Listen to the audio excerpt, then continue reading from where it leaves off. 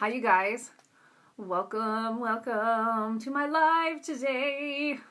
No, I'm not going to be singing the whole thing, but welcome. Kenzie King here, coming at you from Idaho. Good to see you today. Had a little bit of a connection issue on the last live, so I had to start over, and that's okay. So the title of my live today is What's Got You Tongue-Tied?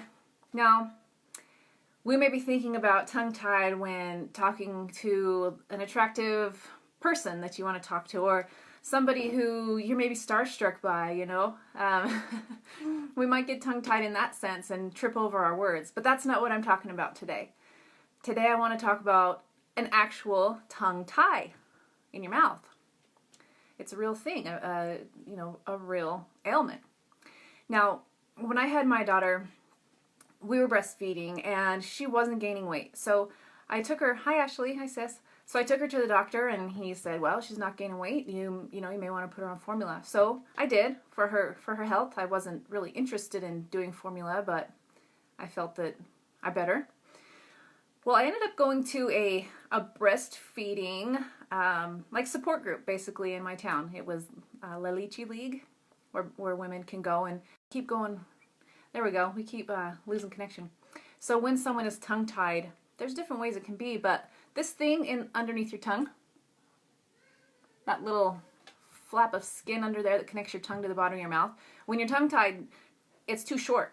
That thing is called your frenulum. Hi, honey.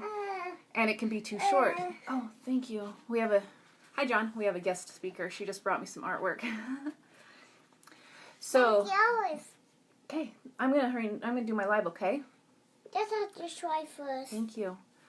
So I went to this group and discovered that maybe my daughter was tongue-tied because a sign of this is that they're not gaining weight enough if they're breastfeeding exclusively. So what I come to learn is that with a tongue tie, the baby can't get a proper latch to get enough milk when nursing. Their latch isn't good, and so they have to suck extra hard. Hi, Darren. To get enough nutrition. So basically they fall asleep quickly without getting enough food. And that's why she wasn't gaining weight. So I did my research and I learned that indeed she was tongue-tied, and it's very interesting to know that you can be tongue-tied, you can be lip-tied, which is, you guys are all going to go look in the mirror now and do this. There's right there, there's a flap of skin right there that connects your lip to your gums, and then there's also some right here in your cheeks. This is more of a uncommon tongue tie, or cheek tie. But lip and tongue are quite common. So I found out, I went back to my doctor and talked to him about this, and he didn't believe it. He thought it was all hogwash and that tongue tie was not a thing. So I went and talked to other people because I knew something was up. Mothers do. Fathers probably do too. And come to find out, I submitted photos of her mouth to this #1 doctor in the nation regarding tongue ties, and he said definitely she's tongue tied. The tip of her tongue was shaped like a heart. Instead of being, rounded, it kind of had a bump in it that dipped in. And he says, oh yeah, she's definitely tongue-tied. So, I could have left it. They'll just let her eat out of a bottle, but I really wanted to breastfeed. So, I did my research and I learned that we could get her tongue tie fixed. So, we went to this doctor. It was actually a dentist, a pediatric dentist. And they take a little laser and they laser cut that skin beneath the tongue to release the tongue so it can move properly. They also fixed her lip. She had a lip tie too.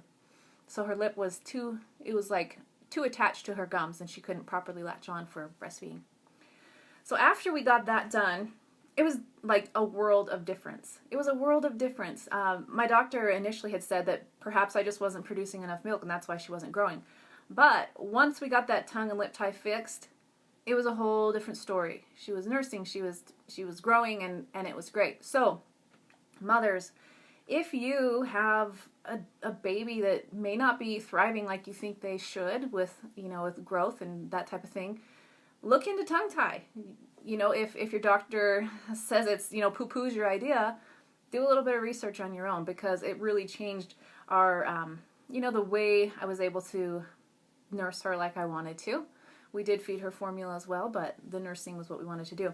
Now, the thing about a tongue tie, you may say, okay, well, she can just eat out of a bottle, which, yeah, she can, but the repercussions of a tongue tie could be a lisp, speech impediment. Hi, Amber. It could also lead to migraines, like really bad migraines, jaw problems in adults or as youth. It could cause sleep apnea. It could also cause neck pain, digestive issues, anxiety. Like the list was huge for the ailments that were associated with tongue tie. So that's what really influenced me to get her tongue tie fixed, even though I didn't want to put my 5-month-old through, even though it was a very, very minor surgery, I didn't want to have to do that. But I did it and I was glad. But as adults, you can also get your tongue tie reversed if you're having problems that are related to it. I was reading an article about a woman, and she had many of these ailments I just mentioned, and as soon as she got her tongue tie fixed, it was like a total reversal of them.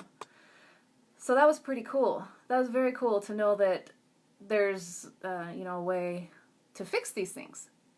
It even talked about like spinal misalignment due to tongue tie because it tightens up different muscles. Very, very interesting. Hi, Teresa. So, I did my research on this. I was glad to find somebody who could help me with this. And, we as parents, you guys, if you do feel like something's amiss, you need to look into it and research it. Second opinion, third opinion, whatever you need. Now, if any of you feel like you want to know more about this topic, send me a message. Go to my inbox, hit send a message to me right now, and we can talk about it and see if perhaps your child or even you as an adult might be tongue-tied. Because if you are, and you just don't know that that's what it is, holy cow, it's such an easy fix. Literally, it's like just a little laser along that thing on the bottom of your tongue. And it takes about 7 days to heal from it. Like when you bite your cheek real hard, it might be about kind of the same healing time.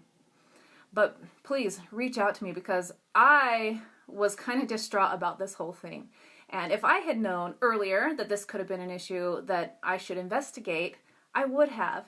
And so me as a mother, I want to help people not have to go through what I did for as long as I did, because it was sad and it was hard and it was frustrating. And I felt dumb when I talked to my doctor about it because he didn't believe me. But other people did. The pediatric dentist we went to believed in me, believed that she did have this ailment. So please message me, go to my inbox. Let's get this figured out.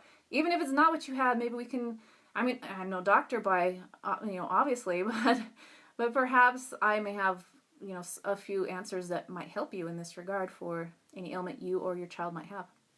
So feel free to message me. If you don't know how, go to my profile, click message, and it'll send me a message to my messenger, and I'll get back with you ASAP.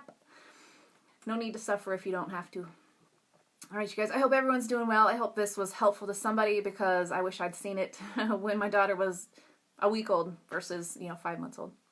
So thanks for being here, you guys. Have a great afternoon.